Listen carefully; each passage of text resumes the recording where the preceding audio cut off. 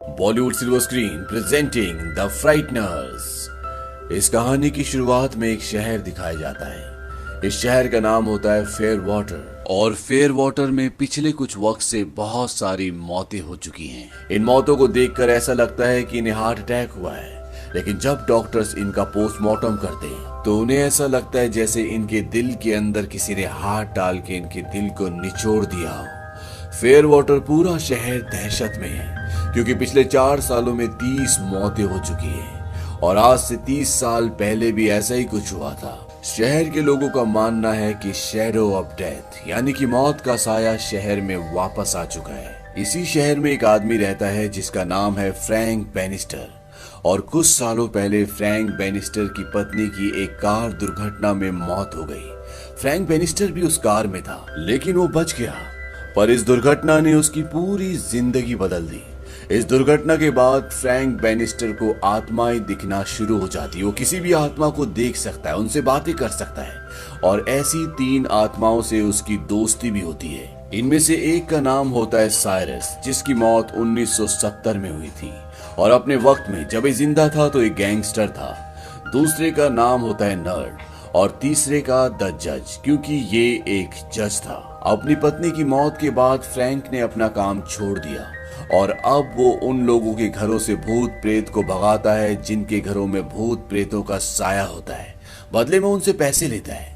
Frank एक दिन जब गाड़ी चला रहा होता है तो उसका ध्यान भटक जाता है और वो एक आदमी के लॉन के अंदर घुस जाता है, जिससे उसका काफी नुकसान हो जाता है। इसका नाम रे होता है। फ्रैंक रे को अपना विजिटिंग कार्ड देता है। वो कहता है जितना भी तुम्हारा नुकसान हुआ है मैं उसे भर दूंगा, और ये कहकर वो वहां से चला जाता है। रे की पत्नी का नाम लूसी होता है और वो एक फिजिशियन, एक डॉक्टर है और वो एक घर में जाती है। इस घर में एक बूढ़ी औरत रहती है जिसका नाम है मिसेस ब्रैडली और ये कभी एक साइकाइट्रिस्ट थी। ये अपनी बेटी के साथ इस घर में रहती है। इसकी बेटी का नाम पट्रिशिया है और लूसी यहाँ पर इसलिए आई है क्योंकि पट्रिशिया का हाथ चाकू से सब्जी काटते हुए कट जाता है। हाथ में घाव बहुत गहरा होता है और लूसी चाहती है कि वो पट्रिशिया को हॉस्पिटल ले जाए, लेकिन पट्रिशिया की मॉम मिसेस ब्रैडली ऐसा करने से उसे मना कर देती है। वो कहती है कि पट्रिशिया कभी घर से बाहर नहीं जाती और लूसी को वहां से जाने के लिए कहती है, लेकिन लूसी पट्रिशिया के गले पर कुछ गहरे घाव के निशान देखती है। लूसी पट्रिशिया से पूछती है ये तुम्हारे साथ किसने किया, पर इससे पहले कि पट्रिशिया कोई जवाब देती उसकी मॉम लूसी को वहां से जाने के लिए कहती है। लूसी वापस अपने घर पर आ जाती है जहाँ पर उसका पति रे है और जब रे और लूसी घर पर होते हैं तभी उनके घर में अजीब अजीब चीजें होना शुरू हो जाती है। लूसी जिस बेड के ऊपर बैठी होती है वो हवा में उड़ना शुरू हो जाता है और घर की सारी चीजें हिलना शुरू हो जाती है। लूसी समझ जाती है कि उनके घर में कोई साया है, कोई भूत है और वो फ्रैंक को कॉल करती है। फ्रैंक वहां पर आ जाता है। फ्रैंक कहता है कि आज तक मैंने जितने भी केस देखे ये उसमें सबसे खतरनाक है, लेकिन मैं इसे हैंडल कर लूंगा और मेरी फीस होगी $400, पर तुम्हें पैसे देने की जरूरत नहीं है। आज सुबह मेरी गाड़ी से जो तुम्हारे लॉन का नुकसान हुआ था ये काम मैं उस नुकसान के बदले कर दूंगा, और फ्रैंक उनका काम कर देता है। फ्रैंक कहता है कि मैंने तुम्हारे घर से भूतों को भगा दिया है, और जब वो लूसी के पति रे से बात कर रहा होता है तभी उसे रे के फोरहेड पर एक नंबर दिखता है और ये नंबर होता है 37। फ्रैंक इस नंबर को देखकर हैरान होता है और वो कहता है तुम्हारे सिर पर नंबर कैसा है, लेकिन रे उसकी बातों पर विश्वास नहीं करता और उसे घर से जाने के लिए कहता है। फ्रैंक वहां से चला जाता और तभी रे के घर की दीवार पर एक साया उभरता है। वहीं दूसरी तरफ ये दिखाया जाता है कि फ्रैंक ने जानबूझकर रे के घर पर उन आत्माओं को भेजा था जो उसकी दोस्त हैं, ताकि वो रे को डराएं और जब रे फ्रैंक को बुलाएं तो वो उसके इस काम के बदले में उसका वो नुकसान ना भरे जो उसने सुबह उसके घर पर किया था। अब अगले दिन जब फ्रैंक सड़क पर चल रहा होता है तो तभी वो देखता है कि सामने से रे उसकी तरफ भागता हुआ आ रहा है, लेकिन ये रे नहीं होता बल्कि उसकी आत्मा होती है। वो फ्रैंक से टकराता है, ये दोनों गिर जाते हैं और रे उसे बोलता है कि मुझे बचा लो, वो लोग मुझे दफनाने वाले हैं। फ्रैंक रे को बोलता है कि तुम मर चुके हो, अब मैं कुछ नहीं कर सकता। इसके बाद ये दोनों उस जगह जाते हैं जहां पर रे को दफनाया जा रहा होता है और वहां पर रे की पत्नी लूसी फ्रैंक से कहती है कि पूरी दुनिया तुम्हें ढोंगी कहती है, लेकिन मुझे तुम पर विश्वास है, क्या तुम रे को देख सकते हो?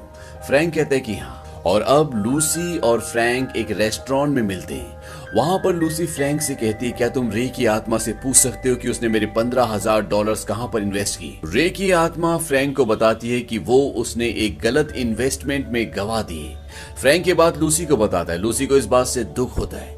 लूसी फ्रैंक से कहती है कि मैं और रे कभी भी एक दूसरे के लिए ईमानदार नहीं थे, हमारी शादी कोई अच्छी शादी नहीं थी। और बातों ही बातों में फ्रैंक रे की पत्नी के हाथ के ऊपर हाथ रख देता है। इस बात से रे को गुस्सा आता है और वो वाइन का गिलास गिरा देता है, जिससे फ्रैंक के कपड़े खराब हो जाते हैं। और इसके बाद फ्रैंक वॉशरूम में जाता है और वहां पर उसे एक आदमी दिखता है और उसके फोरहेड पर भी उसे वैसा ही नंबर दिखता है जैसा उसे रे के फोरहेड पर दिखा था, और ये नंबर होता है 38, जबकि रे के फोरहेड पर उसे 37 दिखा था। और अब फ्रैंक समझ जाता है यहाँ पर कुछ ना कुछ गड़बड़ है। वो चारों तरफ ढूंढना शुरू करता है, यहाँ पर कोई आत्मा तो नहीं है। तभी मिरर से एक काला साया बाहर निकलता है और वो उस आदमी के दिल के अंदर हाथ डालकर उसके दिल को पूरी तरह से मसल देती है, जिस वजह से उस आदमी की मौत हो जाती है। फ्रैंक ये सब कुछ देख लेता है और तभी उस आदमी की आत्मा उसके शरीर से बाहर निकलती है और वहां पर रोशनी का एक दूसरी दुनिया का दरवाजा खुलता है और उसकी आत्मा उसके अंदर चली जाती है। इसके बाद फ्रैंक अपनी गाड़ी से उस साये का पीछा करता है, क्योंकि वो समझ चुका है कि इस शहर में जितनी भी मौतें हुई हैं वो इस साये की वजह से हुई है। लेकिन वो उस साये को पकड़ नहीं पाता, वो उससे दूर निकल जाता है। वहीं अब लूसी को पुलिस स्टेशन में बुलाया जाता है, क्योंकि पुलिस को पहले से फ्रैंक के ऊपर शक होता है। और वहां पर जहां पर अब ये आखिरी मौत हुई है वहां पर फ्रैंक भी लूसी के साथ था, इसीलिए वो लूसी से पूरी घटना के बारे में जानना चाहते हैं। यहाँ पर FBI का एक एजेंट भी आता है और वो लूसी को बताता है कि आज से 7 साल पहले जब फ्रैंक एक आर्किटेक्ट था, वो अपना घर बना रहा था, उसका उस दिन अपनी पत्नी से झगड़ा हुआ और इसके बाद ये दोनों गाड़ी से वहां से निकल गए और कुछ ही देर बाद इनकी गाड़ी का एक्सीडेंट हो गया, जिसमें फ्रैंक की पत्नी की मृत्यु हो गई। और जब हमें उसकी डेड बॉडी मिली तो उसके फोरहेड पर चाकू से 13 नंबर लिखा था। फ्रैंक हमेशा अपनी गाड़ी के पीछे एक यूटिलिटी नाइफ रखता था और वो नाइफ हमें कभी नहीं मिला। आज तक हम उसकी तलाश कर रहे हैं और जब हमें फ्रैंक मिला तो 2 घंटे बीत चुके थे और उसका ये कहना था कि उसे कुछ भी याद नहीं है। दूसरी तरफ फ्रैंक पूरी तरह से परेशान होता है और तभी उसे आसमान से एक रोशनी धरती की ओर आती हुई नजर आती है। ये वो रोशनी है जो आत्माओं को अपने साथ ले जाती है और फ्रैंक समझ जाता है कि वहां पर किसी की मौत हुई है और फ्रैंक उस तरफ जाता है और वो वहां पर देखता है कि एक जवान लड़के की मौत हो चुकी है और फ्रैंक समझ जाता है कि इसे भी उसी साये ने मारा है, जिसे यहाँ के लोग ग्रीम रीपर कहते हैं, क्योंकि फ्रैंक को वहां पर उस लड़के की आत्मा के फोरहेड पर नंबर 39 दिखता है, यानी कि आज तक वो साया 39 लोगों को मार चुका है। अब फ्रैंक यहाँ से जा ही रहा होता है कि तभी वहां पर एक लेडी होती है, उसे उसके सिर पर 40 नंबर लिखा हुआ नजर आता है। फ्रैंक इसे पहले से जानता है क्योंकि ये एक न्यूज़पेपर की एडिटर है और वो फ्रैंक को बोलती है कि तुम्हारे लिए यहाँ पर कोई भी पैसा नहीं है, क्योंकि ये फ्रैंक को एक ढोंगी समझती है। फ्रैंक कहता है कि अगला नंबर तुम्हारा है, क्योंकि उसने उसके फोरहेड पर 40 नंबर देख लिया होता है। एडिटर कहती है क्या तुम मुझे धमकी दे रहे हो? फ्रैंक कहता है कि नहीं, मैं ऐसा कुछ भी नहीं कर रहा। वहां पर बहुत सारे लोग होते हैं। एडिटर उन्हें कहती है कि ये मुझे धमकी दे रहा है और तभी वहां पर पुलिस भी आ जाती है और वो फ्रैंक को गन पॉइंट पर ले लेती है, क्योंकि पुलिस को अब पूरा विश्वास है कि फ्रैंक ही वो आदमी है जिसने आज तक शहर में सारे खून किए हैं, क्योंकि पिछला खून जहां पर हुआ था वहां पर भी फ्रैंक था और यहाँ पर एक और खून हुआ है और यहाँ पर भी फ्रैंक है।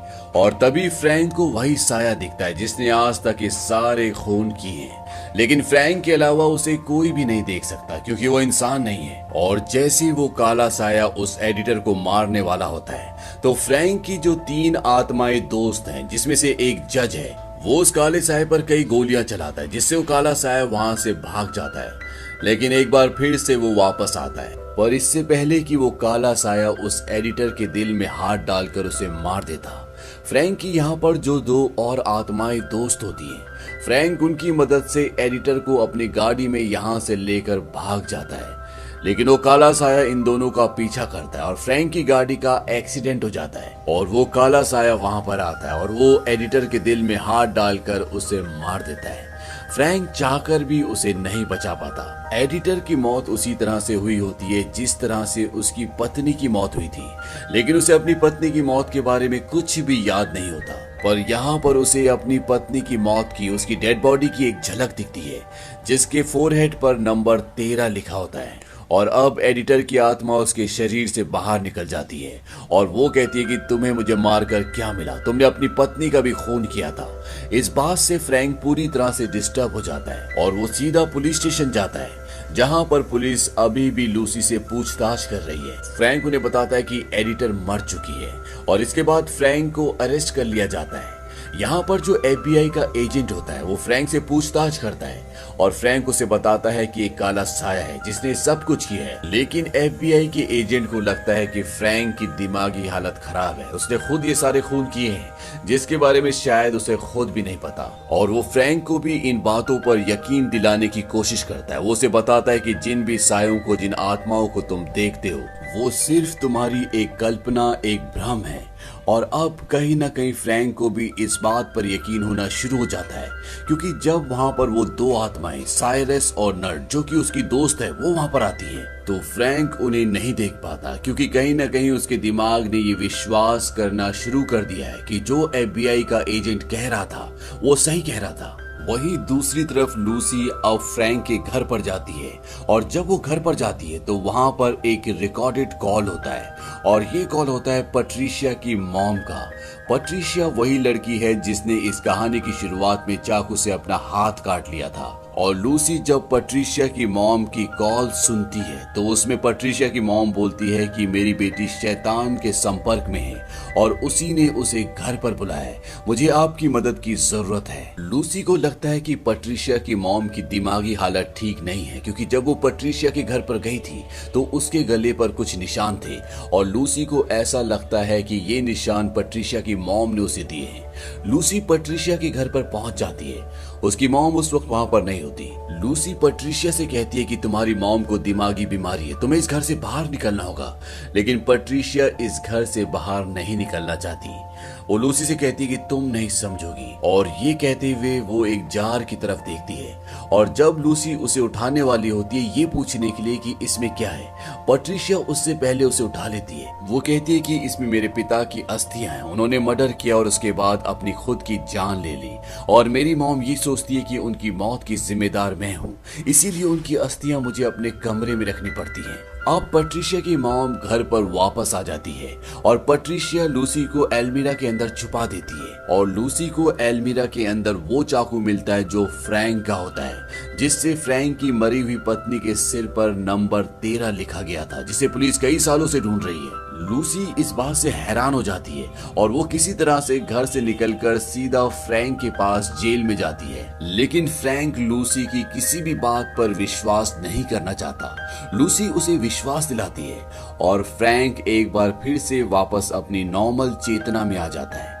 लेकिन तभी फ्रैंक देखता है कि लूसी के फोरहेड पर लिखा होता है 41, यानी कि उस काले साये का अगला शिकार अब लूसी है। और तभी वहां पर वो काला साया आता है। फ्रैंक उस पर हमला करने की कोशिश करता है, लेकिन फ्रैंक उसे छू नहीं सकता। और वो साया जैसे ही लूसी के दिल के अंदर हाथ डालता है, वहां पर साइरस और नर्ड, वो दो आत्माएं जो फ्रैंक की दोस्त हैं, वो दोनों वहां पर आ जाती हैं और उस साये को वहां से धकेल कर ले जाती हैं। लेकिन वो साया एक बार फिर से आता और लूसी पर हमला करता है, लेकिन किसी तरह से फ्रैंक और लूसी जेल से भागने में कामयाब हो जाते हैं। अब फ्रैंक किसी भी तरह से लूसी को बचाना चाहता है, क्योंकि ये दोनों अब एक दूसरे से प्यार भी करते हैं और उसे बचाने के लिए फ्रैंक को अपने आप को मारना होगा, ताकि उसकी आत्मा उसके शरीर से बाहर निकल जाए और वो इस काले साये को हमेशा के लिए खत्म कर सके। लेकिन इससे पहले वो गोली मारकर अपने आप को मारता। लूसी उसे रोक लेती है और वो कहती है कि इसका एक और तरीका है। लूसी एक डॉक्टर है, इसीलिए वो बहुत कुछ जानती है और वो फ्रैंक को कहती है कि हम हाइपोथर्मिया का इस्तेमाल करेंगे, साथ ही मैं तुम्हें एक ड्रग दूंगी जिससे तुम्हारे दिल की धड़कन रुक जाएगी और ऐसा करने से तुम्हारी आत्मा तुम्हारे शरीर से बाहर आ जाएगी। और इससे पहले कि तुम पूरी तरह से मर जाओ, मैं तुम्हें इलेक्ट्रिक शॉक दूंगी जिससे तुम वापस जिंदा हो जाओगे।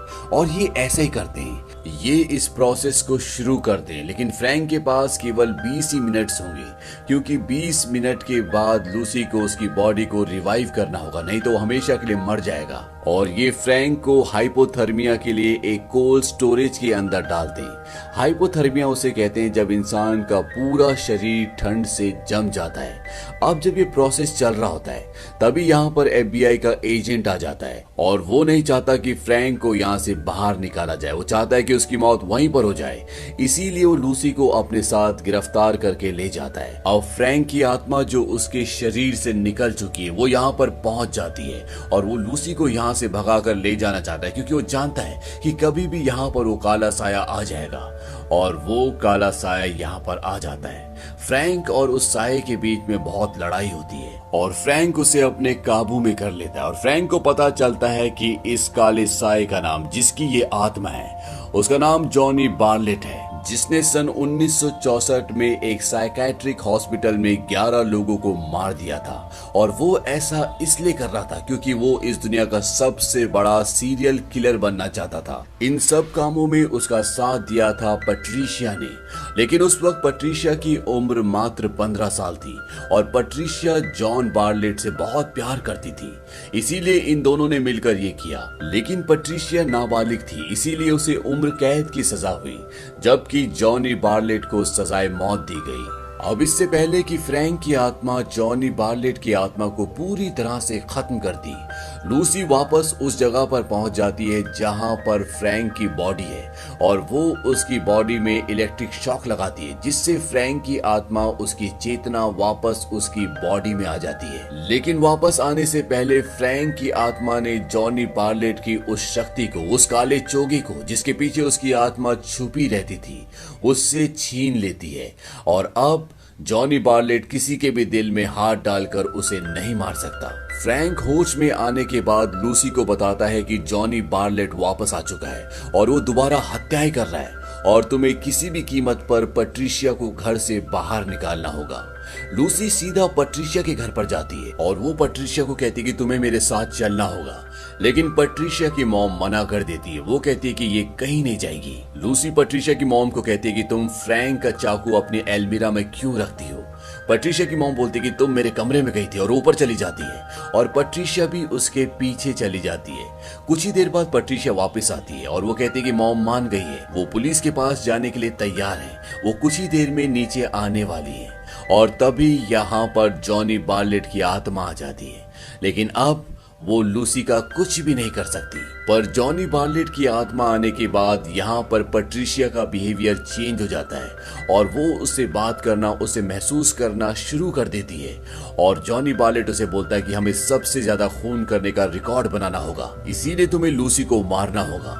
पैट्रिशिया लूसी को बोलती कि मैं अंदर से अपना कोट लेकर आती हूँ और जब वो अंदर जाती है तो वहां से एक चाकू उठाती है, क्योंकि वो अब लूसी को मारना चाहती है। इसी दौरान लूसी ऊपर जाती है और वो देखती है कि पैट्रिशिया की मॉम की हत्या हो चुकी है, क्योंकि पैट्रिशिया ने अपनी मॉम को मार दिया होता है। पैट्रिशिया ऊपर आ जाती है और वो लूसी पर हमला करती है, पर तब तक यहाँ पर फ्रैंक भी आ जाता है और अब पैट्रिशिया फ्रैंक और लूसी दोनों को मारना चाहती है। ये दोनों एक कमरे में चले जाते हैं और वहां पर जॉनी बार्लेट की आत्मा एक तस्वीर के जरिए लूसी को मारने की कोशिश करती है, लेकिन फ्रैंक उस तस्वीर को तोड़ देता है और जैसी वो तस्वीर को तोड़ता है, जॉनी बार्लेट की आत्मा उसी जार के अंदर चली जाती है जिसके अंदर पैट्रिशिया के पिता की अस्थियां हैं। और जैसी उसकी आत्मा अंदर जाती है, फ्रैंक ऊपर से ढक्कन बंद कर देता है, लेकिन जब फ्रैंक उस पर नाम पढ़ता है तो उस पर नाम होता है जॉनी बार्लेट का। यानी कि पैट्रिशिया ने लूसी को झूठ कहा था कि इसके अंदर उसके पिता की अस्थियां हैं। फ्रैंक कहता है कि हमें इसे किसी चर्च में ले जाना होगा। लूसी कहती है कि पास में एक हॉस्पिटल है जिसके अंदर एक चर्च भी है और ये वही हॉस्पिटल होता है जिसके अंदर जॉन बार्लेट ने 1964 में 11 लोगों को मार दिया था। अब ये उस हॉस्पिटल के अंदर पहुंच जाते हैं जो पूरी तरह से वीरान है, क्योंकि उस हादसे के बाद इस हॉस्पिटल को बंद कर दिया गया था। लेकिन यहाँ पहुंचने के बाद फ्रैंक को वो सारे विजन्स आते हैं जो उस घटना के होते हैं जो सन 1964 में यहाँ पर घटी थी। पैट्रिशिया भी यहाँ पहुंच जाती है और वो इन पर हमला करती है और साथ ही साथ यहाँ पर FBI का वो एजेंट भी पहुंच जाता है जो इस पूरे केस पर काम कर रहा है और उसके हाथ में वो जार आ जाता है जिसके अंदर जॉनी बार्लेट की अस्थियां, उसकी आत्मा है और वो उस ढक्कन को खोल देता है जिससे जॉनी बार्लेट की आत्मा आजाद हो जाती है। और अब वो एजेंट फ्रैंक को भी मारना चाहता है क्योंकि उसके हिसाब से सारे कत्ल फ्रैंक ने किए हैं और इससे पहले कि वो उसे मारता, पैट्रिशिया फ्रैंक की ओर गोली चलाती है। फ्रैंक जानबूझकर नीचे गिर जाता है और वो गोली एजेंट को लग जाती है और इस तरह से एजेंट मर जाता है और फ्रैंक कई मंजिलों से नीचे गिरता है। और अब फ्रैंक को वो पल याद आता है जब उसकी पत्नी का कत्ल जॉनी बार्लेट और पैट्रिशिया ने मिलकर किया था। ये वो घटना थी जिसके बारे में फ्रैंक चाहकर भी याद नहीं कर पा रहा था और इसी दिन उसके अंदर दूसरी आत्माओं को देखने की शक्ति आई थी। फ्रैंक ऊपर से गिरा होता है, इसीलिए वो कमजोर हो जाता है। और अब यहाँ पर पैट्रिशिया और जॉनी बार्लेट की आत्मा आ जाती है और जॉनी बार्लेट बोलता है कि इसे खत्म कर दो। लेकिन पैट्रिशिया जब उसे मारने की कोशिश करती है तो वो देखती है कि उसकी गन में गोलियां खत्म हो चुकी है और वो अपनी गन से उसका गला घोटकर उसे मार देती है। लूसी चाहकर भी उसकी मदद नहीं कर पाती क्योंकि उसे जॉनी बार्लेट की आत्मा ने पकड़ा होता है। और अब पैट्रिशिया लूसी को मारने के लिए उसकी तरफ आगे बढ़ती है, लेकिन तभी वहां पर फ्रैंक की आत्मा आ जाती है और वो पैट्रिशिया की बॉडी से उसकी आत्मा को बाहर निकाल देती है। और तभी वहां पर एक दूसरी दुनिया का दरवाजा खुल जाता है और फ्रैंक पैट्रिशिया को लेके उसके अंदर जाना शुरू कर देता है और जॉनी बार्लेट को बोलता है कि अगर तुम अपनी गर्लफ्रेंड को चाहते हो तो आओ उसे ले जाओ। और जॉनी बार्लेट भी उस पोर्टल के उस दरवाजे के अंदर चला जाता है और वो पैट्रिशिया की आत्मा का हाथ पकड़कर उसे फ्रैंक की आत्मा से छुड़वा देता है और कहता है कि हम वापस जा रहे हैं और लोगों को मारने। लेकिन तभी वो पोर्टल नर्क का दरवाजा बन जाता है और वहां से एक बहुत बड़ा क्रिएचर निकलता है और ये दोनों के दोनों धरती पर न जाकर नर्क में चले जाते हैं। अब यहाँ पर साइरस और नर्ड की आत्मा फ्रैंक को दिखती है जो कि धरती पर उसकी दोस्त थी और अभी दोनों आत्माएं मुक्त हो चुकी है। वो कहती है कि अभी तुम्हारा वक्त नहीं आया, तुम्हें वापस अपनी दुनिया में जाना होगा। यहाँ पर फ्रैंक को अपनी पत्नी की आत्मा भी दिखती है और वो फ्रैंक को कहते हैं कि जाओ खुश रहो। और फ्रैंक वापस धरती पर अपने शरीर में आ जाता है, यानी कि वो जिंदा हो जाता है। और फ्रैंक और लूसी अब धरती पर खुशी खुशी एक दूसरे के साथ रहते हैं और साथ ही साथ लूसी के अंदर भी अब वो शक्ति आ गई है कि वो आत्माओं को देख सकती है। और इसी के साथ ये कहानी यहीं पर खत्म हो जाती है। ये फिल्म 1996 में रिलीज हुई थी और IMDb पर इसकी रेटिंग है 7.1। उम्मीद करते हैं कि ये कहानी आपको पसंद आई होगी।